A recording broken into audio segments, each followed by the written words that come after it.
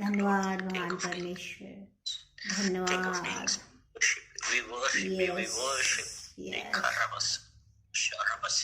Yes, Master. We worship. Yes, Master. Yes, Master. Yes, yes, yes. Glory, Lord Jesus. Yes, There is none. Lord. Master, there is like you. King of kings, there is none like you. Oh, Rabashekiri. परमेश्वर हम धन्यवाद देते हैं, धन्यवाद देते हैं हर बात के लिए। पिता परमेश्वर आपका वचन कहता है कि हर बात पे धन्यवाद। पिता परमेश्वर हम आपको हर बात पे धन्यवाद देते हैं, क्योंकि पिता परमेश्वर आपने कहा है कि आज का दिन यहोवा ने बनाया और हम इसमें आनंदित। और पिता परमेश्वर जब हम आनंदित होते हैं तो फिर परमेश्वर तभी हम धन्यवाद देते हैं। पिता परमेश्वर प्रार्थना करते हैं क्योंकि आपके वचनों के अनुसार आपका वचन कहता है कि हर बात पे धन्यवाद दो। पिता परमेश्वर जो हम लोग आपके द्वारा चुने गए लोग हैं, जैसे कि आपका वचन यशायाह 45:4 में कहा है कि तुमने नहीं वरन मैंने तुम्हें चुना है। पिता परमेश्वर हम धन्यवाद देते हैं कि आपने हम लोगों को अपने राज्य के लिए चुना है। पिता परमेश्वर हम धन्यवाद देते हैं। पिता परमेश्वर धन्यवाद देते हैं और जितने लोग देखने वाले हैं, सुनने वाले हैं, पिता परमेश्वर प्रत्येक को मैं आपको कमिट करता हूँ। और पिता परमेश्वर आज के इन वचनों के द्वारा, पिता परमेश्वर जो आज अपने वचनों के द्वारा हम लोगों से बातें करने वाले हैं, प्रार्थना करते हैं कि पिता परमेश्वर आप हम लोगों को अपने वचनों के द्वारा अपने वचनों पे परिपूर्ण करिए। और पिता परमेश्वर उसके अनुसार हम कार्य करने वाले बने, सुनने वाले नहीं। पिता परमेश्वर हम आपका धन्यवाद देते हैं और प्रत्येक जन को आपको कमिट करते हैं, कहते हैं पवित्र आत्मा टेक कंट्रोल। पिता परमेश्वर अनॉइंट दिस लिप्स, यीशु मसीह के नाम से आमीन। सबको जय मसीह की। परमेश्वर भला है, परमेश्वर हम सब के लिए कार्य करना चाहता है, लेकिन क्या हम तैयार पाते? क्योंकि टाइम चेंजेस, वक्त बदलता है। आज हम किस हाल में हैं, कल किस हाल में होंगे। हर समय वो होता है जो परमेश्वर के द्वारा नियत किया गया समय होता है। और वो परमेश्वर आज आपसे मुझसे बात कर रहा है कि देयर इज अ चेंज, अब बदलाव है हमारे जीवन में, हमारी लाइफ में बदलाव है, हमारी परिस्थितियों में बदलाव है। वो आज हम उस परमेश्वर का धन्यवाद देते हैं। अगर हम व्यवस्था विवरण उसका 2 अध्याय और 1 से 3 तक हम पढ़ते हैं तो इसमें ऐसा लिखा है, तब उस आज्ञा के अनुसार जो यहोवा ने मुझको दी थी, हमने घूमकर कूच किया और लाल समुद्र के मार्ग के जंगल की ओर गए और बहुत दिन तक सेईर पहाड़ के बाहर चलते रहे। तब यहोवा ने मुझसे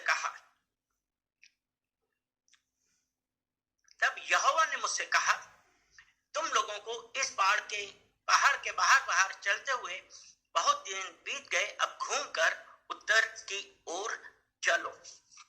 पिता परमेश्वर हम धन्यवाद देते हैं इन वचनों के लिए। पिता परमेश्वर इन वचनों के द्वारा, पिता परमेश्वर आज जो आप हमसे बातें कर रहे हैं और जो हमें परिस्थिति बदलने वाले हैं, पिता परमेश्वर उसके लिए धन्यवाद देते हैं। इस वचन को पिता परमेश्वर ये हमारे जीवन में कार्य करने वाले बने और पिता परमेश्वर आपका अभिषेक उतरे। सारा आदर महिमा हम आपको देते हैं यीशु मसीह के नाम से, आमीन। यहाँ पे हम जो एक सबसे बड़ी चीज देखते हैं तो ये यहाँ पे ऐसा कहा है, 2 वचन, तब यहोवा ने मुझसे कहा। वो यहोवा जिसने हमको अपने स्वरूप और अपनी समानता में बनाया है, आज वो आपसे मुझसे बातें कर रहा है। और उसने क्या कहा कि तुम लोगों को इस पहाड़ के बाहर चलते हुए बहुत दिन बीत गए। परमेश्वर हमें जीवन में बदलाव ला रहा है, हमसे ये कह रहा है कि हम लोग एक ढर्रे पे चलते हुए, एक चीज को पकड़े हुए, और कुछ हम प्रार्थना नहीं कर रहे, हम कुछ कोशिश नहीं कर रहे हैं, मतलब एक ही उसमें बस घूमे जा रहे हैं कि कैसे होगा। लेकिन वो परमेश्वर ने कहा कि तुम लोगों को इस पहाड़ के बाहर बाहर चलते हुए बहुत दिन बीत गए, अब घूम कर उत्तर की ओर चलो। बोले हमारे जीवन में बदलाव आ रहा है, हमारे जीवन में बदलाव आ रहा है, क्योंकि परमेश्वर ने कहा, क्योंकि परमेश्वर ने अब घूम कर उत्तर की ओर चलो। अब घूम कर उत्तर की ओर चलो। हमारे जीवन में हमारे जीवन के बदलाव को हम रोक नहीं सकते हैं। जो हमारे परमेश्वर ने हमारे लिए नियत किया है कि हमारे जीवन में जो बदलाव आएगा वो आएगा। और अब हमको क्या करना है कि आइदर हमको या तो हम एडजस्ट हो, यानी कि जो परमेश्वर हमारे जीवन में बदलाव ला रहा है हमको उसके अनुरूप अपने आप को ढालना है, या हम रेजिस्ट करें या हम रोकें। आज जब परमेश्वर जो हमारे जीवन में बदलाव ला रहा है तो हमको क्या करना है, उसमें एडजस्ट करना है। मतलब परमेश्वर ने कहा ना तुम्हारे जीवन में बदलाव आएगा, तो हमको यस, क्योंकि यिर्मयाह की पत्री उसका 29 अध्याय और 11 वचन में अब जो बदलाव आ रहे हैं 29 का 11 क्या कहता है, क्योंकि यहोवा की यह वाणी है कि जो कल्पनाएं मैं तुम्हारे विषय करता हूं उन्हें मैं जानता हूं, वह हानि की नहीं वरन कुशल की है, और अंत में तुम्हारी आशा पूरी करूंगा। परमेश्वर बदलाव ला रहा है। रोकने वाले कौन है? रोकने वाले हम खुद हैं, जो हम अपने आप को इस बात पे दृढ़ कर लेते हैं कि नहीं, जो मैं कर रहा हूं वही मैं सही कर रहा हूं। बेहतर है कि आज जो परमेश्वर आपके और हमारे जीवन में बदलाव ला रहा है उसके अनुसार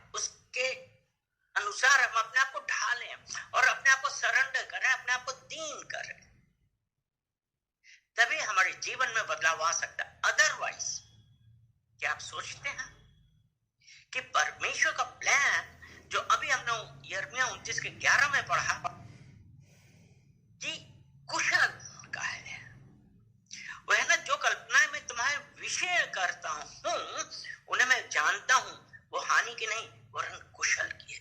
जो आज हमारे जीवन में बदलाव है, the change which is taken inside of us or in our life, accept it because God has kept it for you। इधर परमेश्वर के लिए उसके लिए हम धन्यवाद देते हैं। और हम रेजिस्ट कैसे करते हैं, हम उसको किस प्रकार से रोकते हैं? अगर हम नीति वचन और उसका 16 अध्याय और उसका 25 वचन देखें, परमेश्वर हमारे जीवन में बदलाव ला रहा है, लेकिन हमने क्या किया? नीति वचन 16 उसका 25 वचन ऐसा है, ऐसा भी मार्ग है जो मनुष्य को सीधा जान पड़ता है। जब हम अपनी बुद्धि के सहारे चल रहे हैं ना, तो ऐसा भी मार्ग है जो मनुष्य को सीधा जान पड़ता है, परंतु उसके अंत में मृत्यु ही मिलती है। और ये मृत्यु कौन सी है? शारीरिक नहीं, ये आत्मिक है।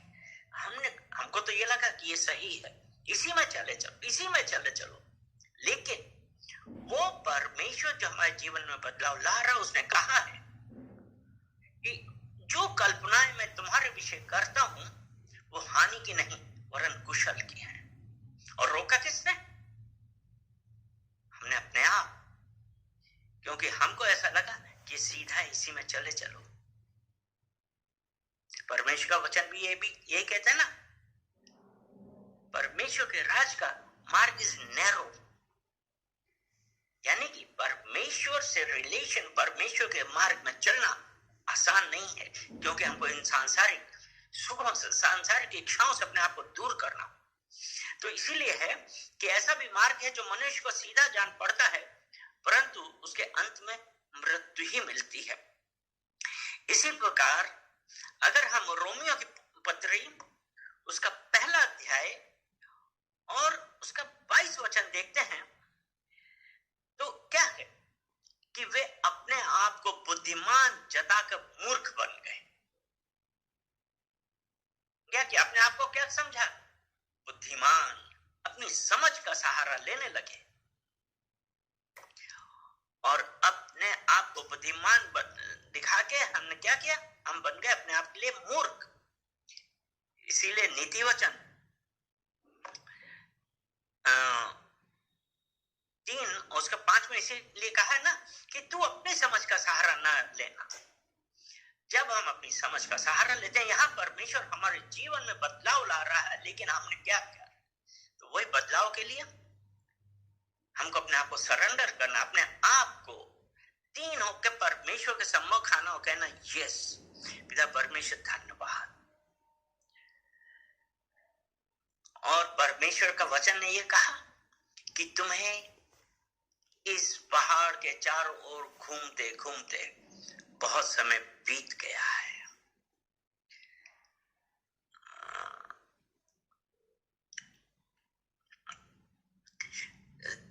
कि तुम लोगों को इस पहाड़ के बाहर बाहर चलते हुए बहुत दिन बीत गए हैं। Enough is enough.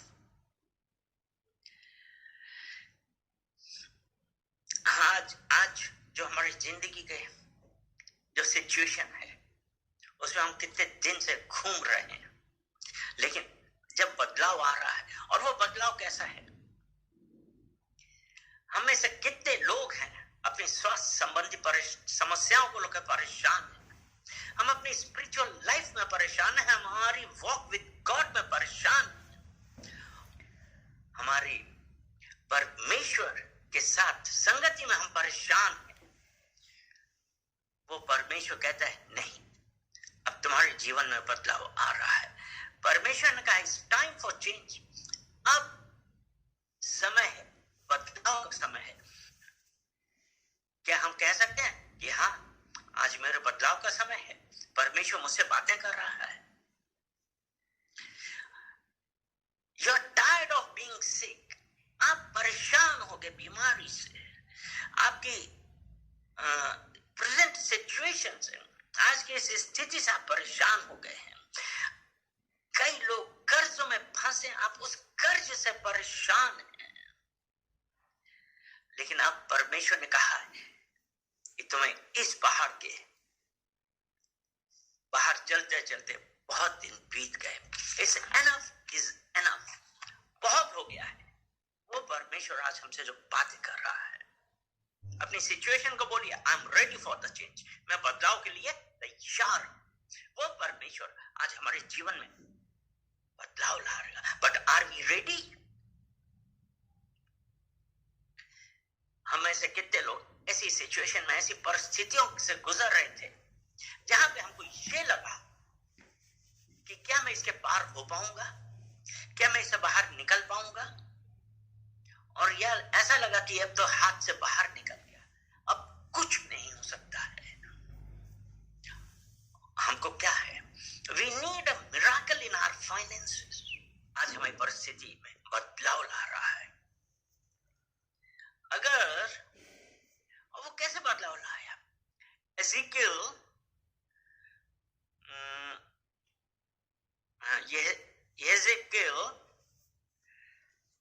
उसका 37 चैप्टर में आपने देखा ना, वो क्या था? Valley of dry bones.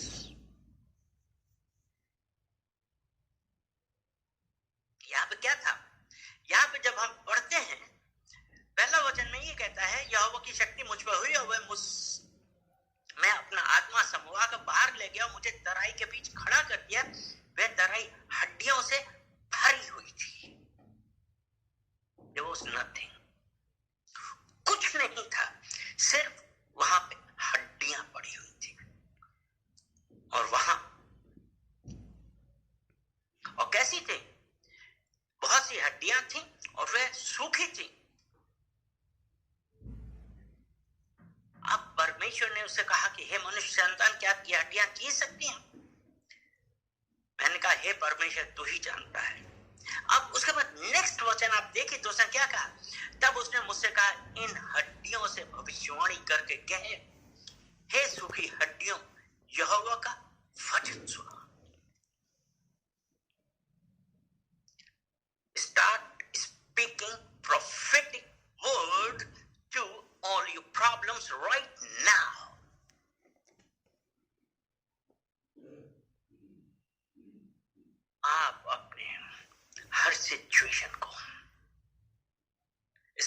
Speaking prophetic word, भविष्यवाणी करके कहिए कि पर 5वां वचन, परमेश्वर यहोवा तुम हड्डियों से यूं कहता है, देखो मैं तुम में सांस समाऊंगा, तुम जी उठोगी,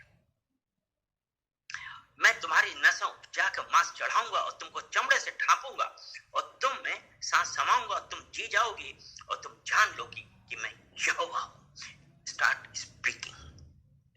speaking to your problems right now.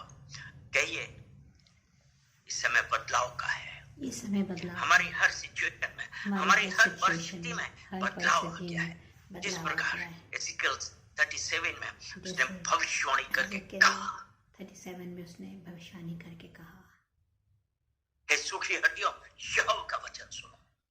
आज जिस परिस्थिति में है, आप कैसी भी सिचुएशन, कैसी भी सर्कमस्टेंसेस में हैं, आपको ये लग रहा है कि आप बाहर नहीं निकल सकते, start speaking to your problem right now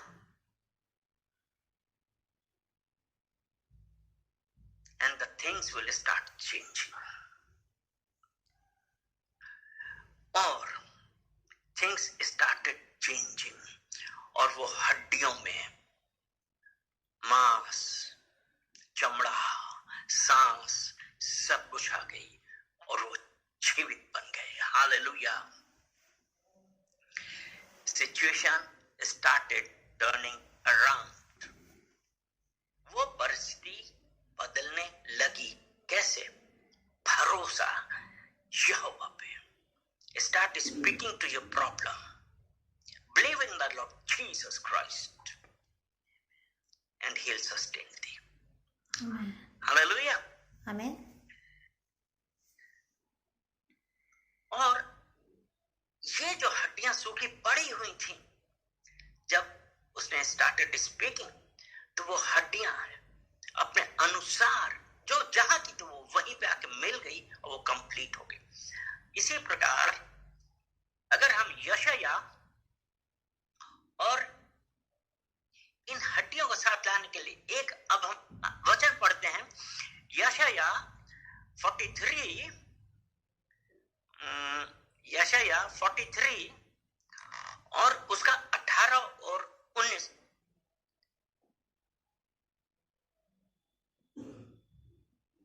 यशाया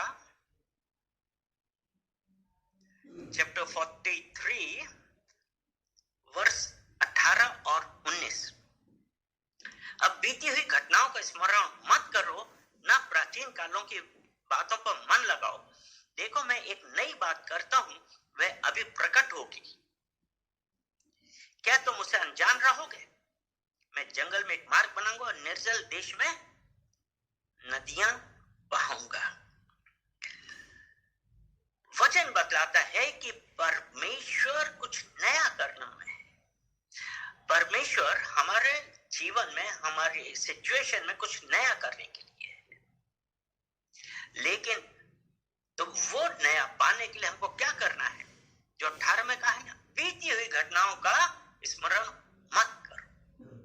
आप कैसे थे वो याद नहीं करना है। इंग्लिश वाले बाइबल में लिखा है,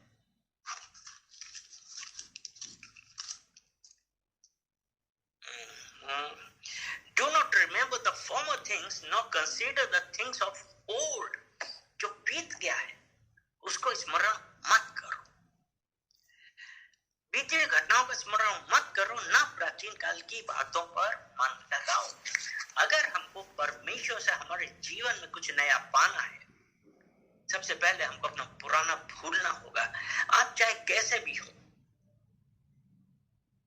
लेकिन आज जो परमेश्वर जो आपके अंदर चेंज ला रहा है, जो बदलाव ला रहा है, उसके लिए सबसे जरूरी बात यह है कि हमको हमारी पुरानी बीती हुई बातों को याद नहीं करना है। हमें से कितने हैं जो ये कहते हैं, अरे हमारा पहले तो बहुत अच्छा था, पहले मेरे साथ ये होता था, वो होता था। लेकिन आज वो जो परमेश्वर जिसने हमको अनंत जीवन दिया है, who has given us eternal life, उसने कहा ना, you will not die but will live। Bhajan Samhita Psalms 118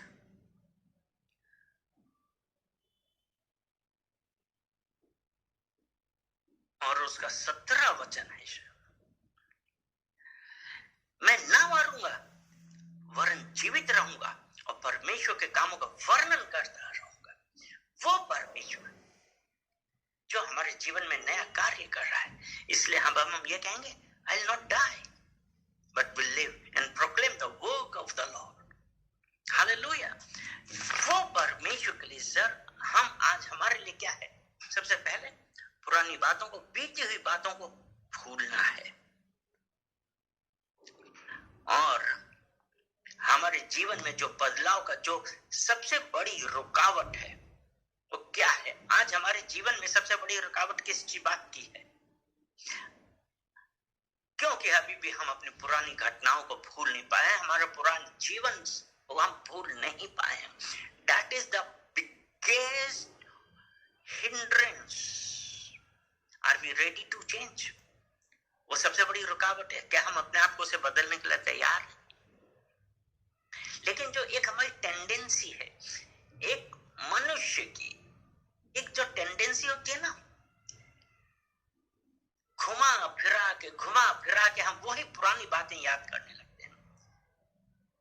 And devil, वही हमारे दिमाग में, अगर we do not have relation with God, अगर हमारा उस परमेश्वर के साथ संबंध नहीं है, हमारी निर्भरता नहीं है, हमारी डिपेंडेंसी नहीं है, तो हम संसार की बातें सुनेंगे और वही पुरानी बातें हमारे दिमाग में आती रहेंगी। And that is the biggest hindrance in our life. और वो क्या है? वो हमारे जीवन में जो परमेश्वर करने वाला है, वो ही क्या? उसके लिए सबसे बड़ी रुकावट हम हुए। तो हमको क्या करना है? कुछ नया पाने के लिए अभी हमको अपने पुराना जीवन, पुराना लाइफ स्टाइल बदलना पड़ेगा, भूलना पड़ेगा। अगर हम दूसरा राजा की किताब पढ़ते हैं, दूसरा राजा देखते हैं, उसमें एलाइजा जब स्वर्ग में गया है, परमेश्वर ने उससे कहा था, तब उसने एलाइशा से क्या कहा था? एलाइशा से क्या पूछा? दूसरा राजा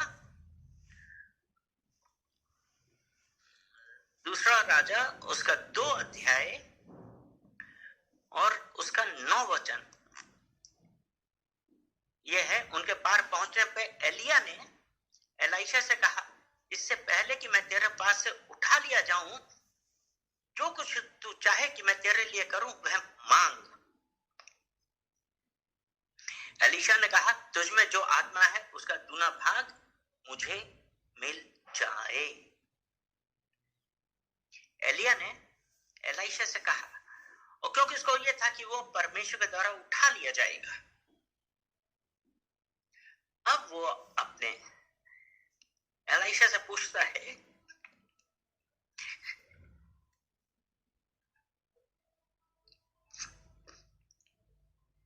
कि इससे पहले मैं तेरे पास उठा लिया जाऊं, जो कुछ तू चाहे कि मैं तेरे लिए करूं वह मांग। एलाइशा से उसने पूछा और एलाइशा ने क्या कहा? Double portion. डबल पोर्शन जो तेरे पास है, तुझमें जो आत्मा उसका दोनों भाग मुझे मिल जाए। और फिर 10वें में कहता है, एलिया ने कहा, तूने कठिन बात मांगी है, तो भी यदि तू मुझे उठाए लिए जाने के बाद देखने पाए तो तेरे लिए ऐसा ही होगा, नहीं तो ना होगा।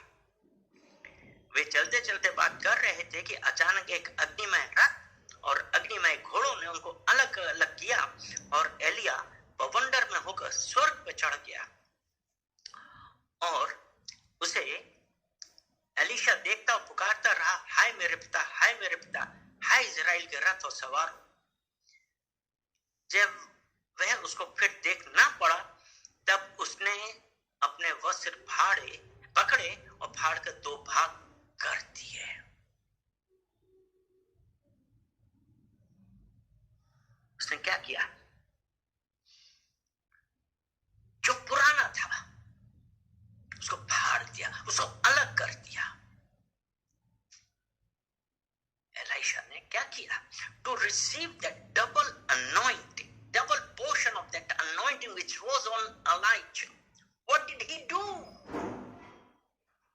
He removed, he tore off his clothes. उसने अपने पुराने कपड़े फाड़ के अलग कर दिए.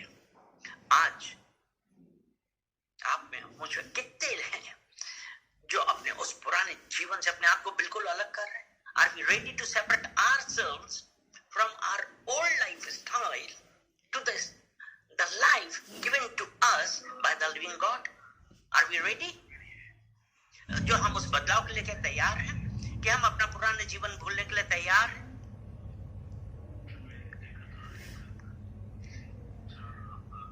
वो परमेश्वर आज आपसे यही चाहता है कि हमको अपने आप को सेपरेट करना है, अपने आप को जो, और वो सेपरेट क्या? हमारी मेंटालिटी, हमारी इमोशनल फीलिंग, स्पिरिचुअली और कई कंडीशन में फिजिकल, हमको अपने आप को उनसे अलग करना है, अपने आप को परमेश्वर को सरेंडर करना है, परमेश्वर से कहना मेरी मर्जी नहीं, आपकी मर्जी हमारे जीवन में होने पाए.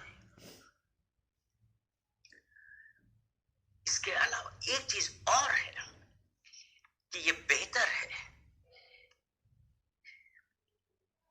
कई बार हम ऐसी जगहों पे जाते हैं जहां पे हम देख सकते हैं, फील कर सकते हैं, लेकिन वी कांट पार्टेक, हम उसमें हिस्सा नहीं ले सकते हैं और ना उसको हम पा सकते हैं. बेहतर है अपने आप को ऐसी जगहों से भी अलग करिए, अपने आप को भी क्या करिए, इन ऐसी जगहों से भी अलग करिए जहां पे आपको इस प्रकार का टॉर्चर होता है. भजन संहिता 119, भजन संहिता 119 और उसका 37 वचन. भजन संहिता 119 उसका 37. मेरी आंखों को व्यर्थ वस्तुओं की ओर से फेर दे, मेरी आंखों को व्यर्थ वस्तुओं की ओर से फेर दे. Better remove yourself from that situation. बेहतर है कि हम अपनी उस परिस्थिति से हम अपने आप को अलग कर रहे हैं. आज आर वी रेडी? और ये इस प्रकार की जब परिस्थिति आती है, इट फ्रस्ट्रेट्स आवर फेथ, हमारे विश्वास में फ्रस्ट्रेशन आता. फ्रस्ट्रेशन, ये कैसे हो गया, क्या हो गया, मेरा तो ये होने वाला था, होते होते अभी रुक गया, क्यों? ये जो फ्रस्ट्रेशन है, तो बेहतर है कि अपने आप को इस प्रकार की परिस्थिति में आने से पहले ही हम अपने आप को अलग कर रहे हैं. हमारे अंदर विश्वास मजबूत होना चाहिए, और जब विश्वास है तो उसके अनुसार ही है ना. इब्रानिया 11:1 में यही कहा ना, विश्वास आशा की हुई वस्तुओं का निश्चय और अनदेखी वस्तुओं का प्रमाण. यानी कि by faith I have received it, by faith my positions, my situation has changed, मेरे जीवन में बदलाव आ गया है. विश्वास, Where is your faith? तुम्हारा विश्वास कहाँ है? अगर विश्वास है, you will speak to this mountain, इस पहाड़ को कहेंगे जाके समुद्र में गिरे, और संदेह ना करें, ऐसा ही होगा. वो विश्वास. आज परमेश्वर आपसे और हमसे बातें कर रहा, और उसने यही कहा है कि अगर हमारे अंदर विश्वास है, हमारी परिस्थिति बदल गई है. It has already changed. उस विश्वास से आज हम उस परमेश्वर का धन्यवाद देते हैं और कहते हैं कि आज मेरा समय आ गया है, आज मेरा टाइम है, परिस्थितियों में बदलाव आ गया है, हम उसके लिए धन्यवाद देते हैं पिता परमेश्वर। आपके इस प्रोफेटिक मैसेज के लिए हम आपका धन्यवाद देते हैं कि आज प्रोफेटिकली हम अपनी सिचुएशन को, अपनी कंडीशन को, अपने फाइनेंसेस को, सबको बोल रहे हैं कि time has changed, I have received what God has given for me. यिर्मयाह 29:11। परमेश्वर का प्लान हमारे लिए है कुशल का है, हानि का नहीं, to give us a future and hope. हम उस परमेश्वर का धन्यवाद देते हैं। और विश्वास, ये नहीं कि विश्वास हमको किसी के साथ कुछ हुआ तो हमारे अंदर विश्वास। Faith will never be satisfied just by looking or just talking about him. विश्वास देखने से, सुनने से, बताने से, बोलने से नहीं आता है। अगर हम लास्ट वचन पढ़ते हैं याकूब की पत्री उसका 2 अध्याय उसका 14 वचन, हे मेरे भाइयों, यदि कोई कहे कि मुझे विश्वास है पर वह कर्म ना करता हो तो इससे क्या लाभ? कैसा विश्वास कभी उसका उद्धार कर सकता है? देखा, यदि कोई कहे मुझे विश्वास है, अगर हम बोला कि आई हैव फेथ, लेकिन अगर हम कुछ कर ही नहीं रहे हैं तो ऐसे विश्वास का क्या लाभ है? बोलना या किसी का देखना, इससे कोई फायदा नहीं है कि इससे क्या लाभ। 17 वचन कहता है, वैसे ही विश्वास भी यदि कर्म सहित ना हो तो अपने स्वभाव में मरा हुआ है ना। विश्वास भी यदि कर्म सहित ना हो, यानी कि जब आप कोई भी कार्य कर रहे हैं तो विश्वास से करिए कि इट इज डन। 18 वचन कहता है, वरन कोई कह सकता है मुझे विश्वास है और मैं कर्म करता हूं। तू अपना विश्वास मुझे कर्म बिना तो दिखा और मैं अपना विश्वास अपने कर्मों के द्वारा तुझे दिखाऊंगा। आपका विश्वास कब फलीभूत होगा? फलीभूत कब होगा? जब आप विश्वास से कोई कर्म करेंगे, विश्वास के द्वारा। चलिए जल्दी से एक वचन और पढ़ देते हैं। यही व्यवस्था विवरण 2 उसका 24 वचन है। उसमें लिखा है, अब तुम लोग उठकर कूच करो और अर्नोन के नाले के पार चलो। सुनो, मैं देश समेत हेशबोन के राजा एमोरी सीहोन को तुम्हारे हाथ में कर देता हूं, इसलिए उस देश को अपने अधिकार में लेना आरंभ करो और उस राजा से युद्ध छेड़ दो। परमेश्वर का वचन है, उठो और कूच करो। अगर हम कर्म ही नहीं करेंगे तो हम किस प्रकार से जीतेंगे? जो भी हमने याकूब में भी यही पढ़ा ना, 2:17-18 में यही है। तो यहाँ पे है ना, व्यवस्था विवरण 2:24 में यही है ना कि अब तुम लोग उठकर कूच करो और नान के नाल के पार चलो। सुनो, मैं देश समेत हेशबोन के राजा एमोरी सीहोन को तुम्हारे हाथ में कर देता हूं, इसलिए उस देश को अपने अधिकार में लेना आरंभ करो और उस राजा से युद्ध छेड़ दो।